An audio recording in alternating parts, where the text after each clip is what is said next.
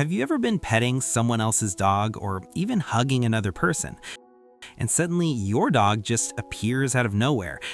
They squeeze in, block your hands, maybe lean their whole body against you, like, hey, remember me? Hi everyone, welcome back to Animal Psychology. Most people laugh and say, he's jealous. But the truth is, it's a little deeper than that. Dogs don't experience jealousy the way humans do. They don't sit there comparing themselves and thinking they're losing status. What they do feel is something closer to insecurity mixed with attachment. And once you see it that way, their behavior starts to make a lot more sense.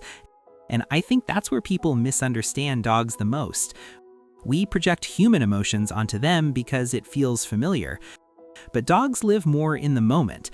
When a dog interrupts your attention, it's not about competition. It's about connection being interrupted. Dogs are wired for social bonds, especially with their main person. So when that bond feels temporarily threatened, their nervous system reacts, not with jealousy, but with stress signals. And those signals look like pushing in, whining, pawing, or just staring intensely. It's their way of saying, I don't feel secure right now. And here's something most people don't realize. Dogs are incredibly sensitive to patterns. They notice who gets your attention, when, and how long.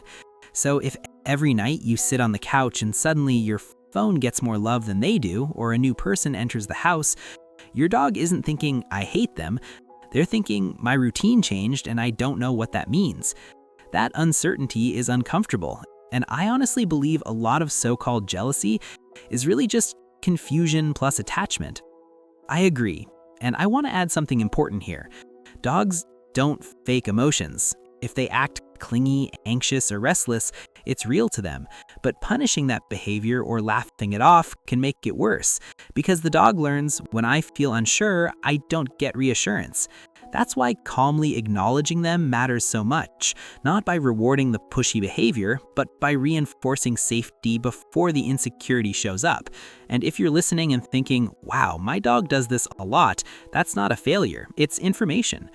Honestly, this applies to humans too. We don't act our best when we feel uncertain about connection. Dogs are no different. One thing I've noticed personally, dogs that get predictable affection, predictable routines, and clear boundaries show way less of these behaviors, because safety removes the need to compete.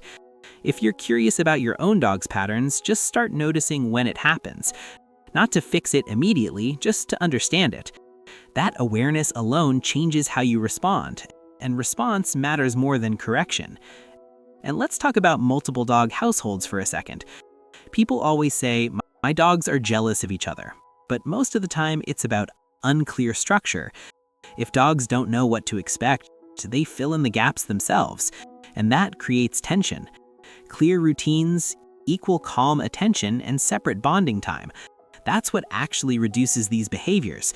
Not scolding, not forcing sharing. And if this conversation is making you rethink how you interact with your dog, that's a good thing, because understanding always comes before change. I also think we underestimate how much dogs read us. If you tense up when another dog comes close, your dog feels it. If you rush your affection out of guilt, they sense that too. Dogs respond more to energy than rules, so sometimes the best thing you can do is slow down. Breathe and show calm leadership. Not dominance, calm. And if you're enjoying this kind of deep dive into behavior, stick around. These little insights change relationships more than people realize. Your dog isn't jealous because they're selfish. They're reacting because they care, because you're their safe place. And when safety feels uncertain, connection becomes urgent. That's not something to shame or joke about. It's something to handle gently. When you respond with calm consistency, you're teaching your dog you don't have to compete to belong. And honestly, that lesson, it lands deeper than we think, for them and for us too.